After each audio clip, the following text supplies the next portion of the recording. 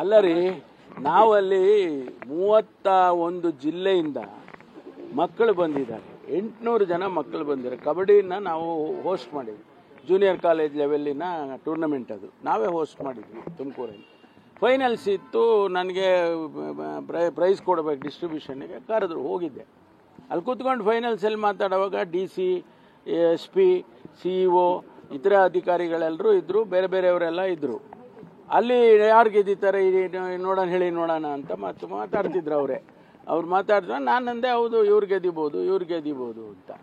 ಅದಾದಮೇಲೆ ಅವ್ರಿಗೆ ನೋಡ್ರಿ ಇವ್ರು ಗೆದ್ದಿ ಅಂತಾರೆ ಹೇಳಿಲ್ವ ನಾವು ಅಂತ ಆ ಥರ ತಮಾಷೆ ಮಾತಾಡ್ಕೊಂಡು ಬಂದ್ವಿ ನಾವು. ಯಾರೋ ಬೆಟ್ಟಿಂಗು ಏನು ನನಗಷ್ಟು ಬುದ್ಧಿ ಇಲ್ವಾ? ನಾನು ಒಬ್ಬ ಗೃಹ ಸಚಿವನಾಗಿ ಬೆಟ್ಟಿಂಗ್ ಮಾಡೋವಂಥ ಮಟ್ಟಕ್ಕೆ ಹೋಗ್ತೀನಿ ಅನ್ನೋ ಕನಿಷ್ಠ ಜ್ಞಾನ ನನಗೆ ಇಲ್ಲ ಅಂದರೆ ಏನು ಹೇಳೋದು? ಸುಮ್ಮನೆ ಅದನ್ನು ಅನವಶ್ಯಕವಾಗಿ ಬೇಡವಾದ ರೀತಿಯಲ್ಲಿ ಅದನ್ನೆಲ್ಲ ಮೀಡಿಯಾದಲ್ಲಿ ಬಿಟ್ಟು ಅದೆಲ್ಲ ಮಾಡ್ತಿದ್ದಾರೆ. ಸಂತೋಷ, ಅವ್ರಿಗೆ ಖುಷಿ ಆದರೆ ಮಾಡಲಿ, ತೊಂದರೆ ಇಲ್ಲ. ಬಟ್ ಅದು ಯಾವುದು ಬೆಟ್ಟಿಂಗ್ ಅಲ್ಲ. ನಾನು ಕ್ಲಾರಿಫಿಕೇಶನ್ ಕೊಡ್ತಾ ಇದ್ದೀನಿ, ಬೆಟ್ಟಿಂಗ್ ಅಲ್ಲ. I am A true sports man ಕೂಡ.